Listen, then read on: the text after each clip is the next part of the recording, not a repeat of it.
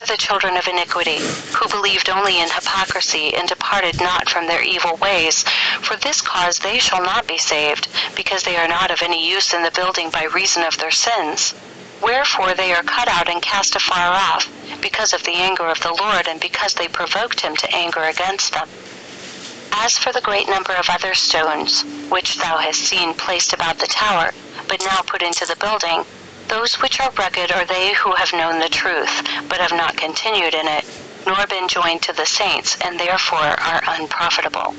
Those that have clefts in them are they that keep up discord in their hearts against each other, and live not in peace, that are friendly when present with their brethren, but as soon as they are departed from one another, their wickedness still continues in their hearts.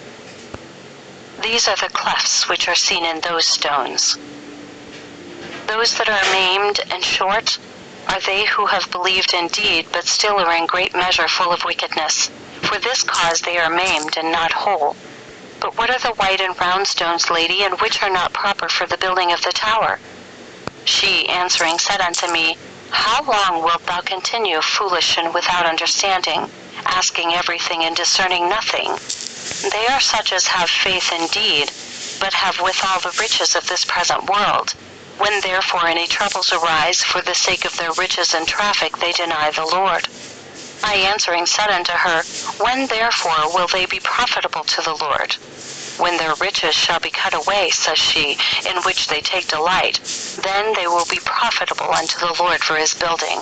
For as a round stone, unless it be cut away and is cast somewhat of its bulk, cannot be made square, so they who are rich in this world, unless their riches be pared off, cannot be made profitable unto the Lord. Learn this from thy own experience. When thou wert rich, thou wast unprofitable.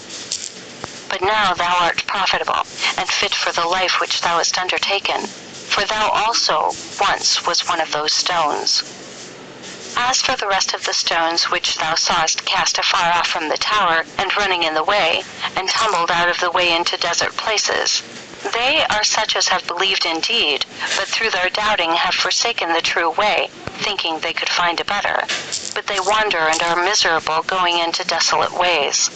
Then for those stones which fell into the fire and were burnt, they are those who have forever departed from the living God, nor doth it ever come into their hearts to repent, by reason of the affection which they bear to their lusts and wickedness which they commit. And what are the rest which fell by the water and could not roll into the water? They are such as have heard the word and were willing to be baptized in the name of the Lord, but considering the great holiness which the truth requires, have withdrawn themselves, and walked again after wicked lusts. Thus she finished the explanation of the tower. But I, being still urgent, ask her, Is there repentance allowed to all those stones which are thus cast away, and were not suitable to the building of the tower? And shall they find place in this tower? They may repent, said she, yet they cannot come into this tower, but they shall be placed in a much lower rank, and then only after they shall have been afflicted and fulfilled the days of their sins. And for this cause they shall be removed, because they have received the word of righteousness, and then they shall be translated from their afflictions, if they shall have a true sense in their hearts of what they have done amiss. But if they shall not have this sense in their hearts, they shall not be saved by reason of the hardness of their hearts. When therefore I had done asking her concerning all these things, she said unto me, Wilt thou see something else? And being desirous of seeing it, I became very cheerful of countenances. She therefore, looking back upon me and smiling a little, said unto me, Seest thou 7 women about the tower? Lady, said I see them. This tower, replied she, is supported by them, according to the command of the Lord. Hear therefore the effects of them. The first of them which holds fast with her hand is called Faith. The next, which is girt up and looks manly, is named Abstinence. She is the daughter of Faith. Whosoever therefore shall follow her shall be happy in all his life, because he shall abstain from all evil works, believing that if he shall contain himself from all concupiscence, he shall be the heir of eternal life. And what, lady, said I, are the other 5? They are, replied she, the daughters of one another. The first of them is called Simplicity, the next Innocence, the third Modesty, then Discipline, then the last of all is Charity. When therefore thou shalt have fulfilled the works of their mother, thou shalt be able to do all things. Lady, said I would know what particular virtue every one of these has. Here then, replied she, they have equal virtues, and their virtues are knit together and follow one another as they were born.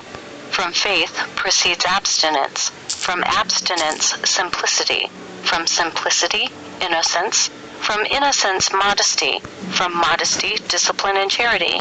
Therefore the works of these are holy and chaste and right. Whoever therefore shall serve these and hold fast to their works, he shall have his dwelling in the tower with the saints of God. Then I asked her concerning the times, whether the end were now at hand. But she cried out with a loud voice, saying, O foolish man, dost thou not see the tower yet a building? When therefore the tower shall be finished and built, it shall have an end, and indeed it shall soon be accomplished. But do not ask me any more questions. What has been said may suffice thee and all the saints for the refreshment of your spirits. For these things have not been revealed to thee only, but that thou mayest make them manifest unto all. For therefore, O Hermas, after 3 days thou must understand these words which I begin to speak unto thee, that thou mayest speak them in the ears of the saints, that when thou shalt have heard and done them, they may be cleansed from their iniquities, and thou together with them. Hear me therefore, O my sons. I have bred you up in much simplicity and innocency and modesty for the love of God, which has dropped down upon you in righteousness, that you should be sanctified and justified from all sin and wickedness. But ye will not cease from your evil doings. Now therefore hearken unto me, and have peace one with another, and visit one another, and receive one another, and do not enjoy the creatures of God alone. Give freely to them that are in need. For some, by too free feeding, contract an infirmity in their flesh, and do injury to their bodies, whilst the flesh of others who have not food withers away, because they want sufficient nourishment, and the bodies are consumed. Wherefore this intemperance is hurtful to you, who have and do not contribute to them that want. Prepare for the judgment that is about to come upon you. Ye that are the more eminent, search out them that are hungry, whilst the tower is yet unfinished. For when the tower shall be finished, ye shall be willing to do good, and shall not find any place in it. Beware therefore ye that glory in your riches, lest perhaps they groan who are in want, and their sighing come up unto God, and ye be shut out with your goods without the gate of the tower. Behold, I now warn you, who are set over the church, and love the highest seats. Be not ye like unto those that work mischief, and they indeed carry about their poison in boxes, but ye contain your poison and infection in your hearts, and will not purge them and mix your sense with a pure heart, that ye might find mercy with the great King. Take heed, my children, that your dissensions deprive you not of your lives. How will ye instruct the elect of God, when ye yourself want correction? Wherefore admonish one another, and be at peace among yourselves, that I, standing before your Father, may give an account of you unto the Lord. And when she had made an end of talking with me, the 6 young men that built came and carried her to the tower, and 4 others took up the seat on which she sat, and they also went away again to the tower. I saw not the faces of these, for their backs were towards me. As she was going away, I asked her that she would reveal to me what concerned the 3 forms in which she had appeared unto me. But she, answering, said unto me, Concerning these things thou must ask some other, that they may be revealed unto thee.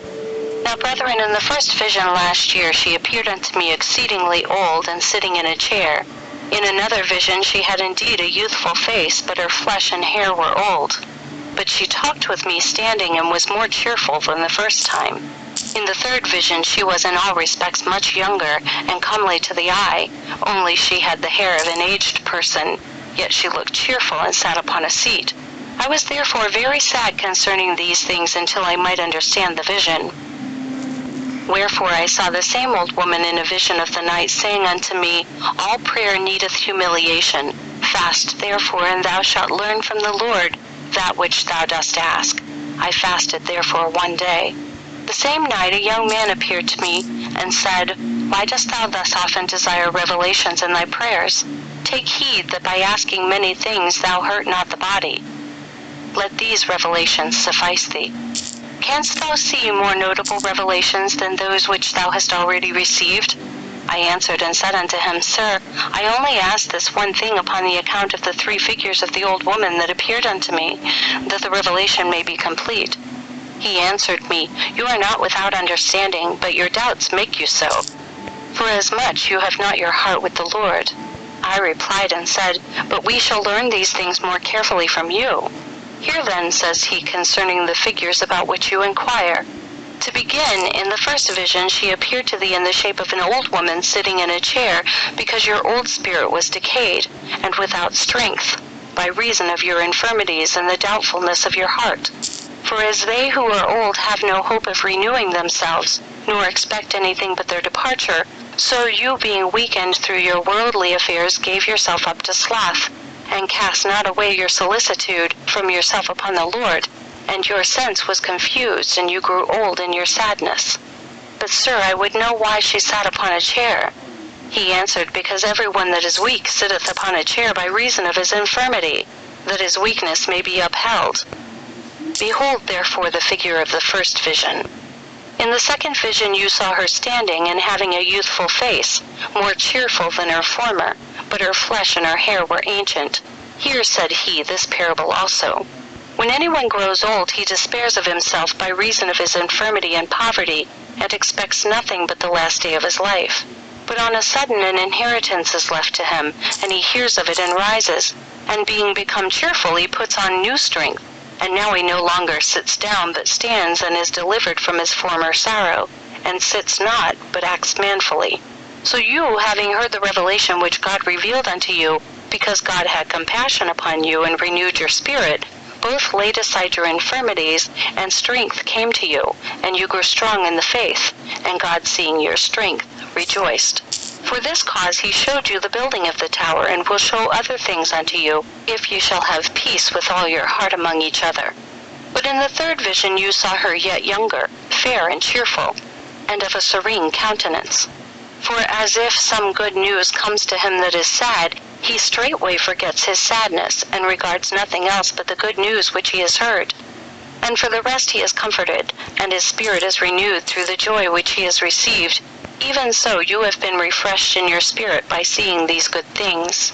And for that you saw her sitting upon a bench. It denotes a strong position, because a bench has 4 feet and stands strongly. And even the world itself is upheld by the 4 elements. They therefore that repent perfectly shall be young, and they that turn from their sins with their whole heart shall be established. And now you have the revelation fully. Ask no more to have anything further revealed unto you. But if anything is to be revealed, it shall be made manifest unto you.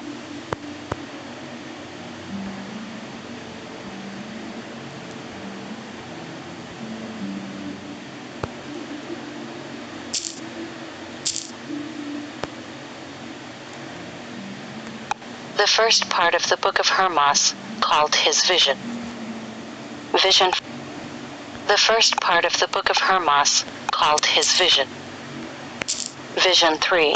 Of the building of the church triumphant, and of several sorts of reprobates.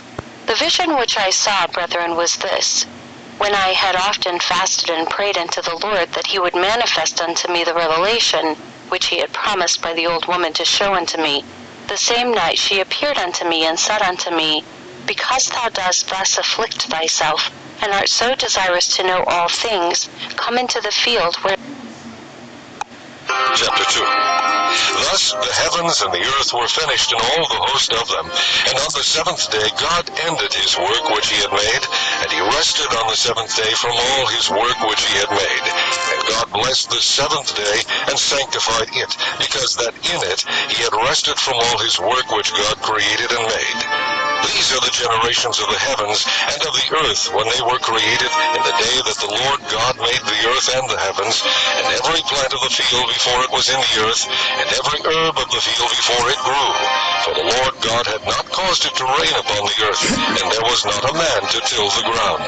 But there went up a mist from the earth, and watered the whole face of the ground. And the Lord God formed man of the dust of the ground, and breathed into his nostrils the breath of life, and man became a living soul. And the Lord God planted a garden eastward in Eden, and there he put the man whom he had formed. And out of the ground made the Lord God to grow every tree that is pleasant to the sight, and good for food, the tree of life also in the midst of the garden, and the tree of knowledge of good and evil. And a river went out of Eden to water the garden, and from thence it was parted and became into 4 heads. The name of the first is Pison. That is it which encompasseth the whole land of Havilah, where there is gold. And the gold of that land is good. There is bdellium and the onyx stone. And the name of the second river is Gihon. The same is it that compasseth the whole land of Ethiopia. And the name of the third river is Hiddekel. That is it which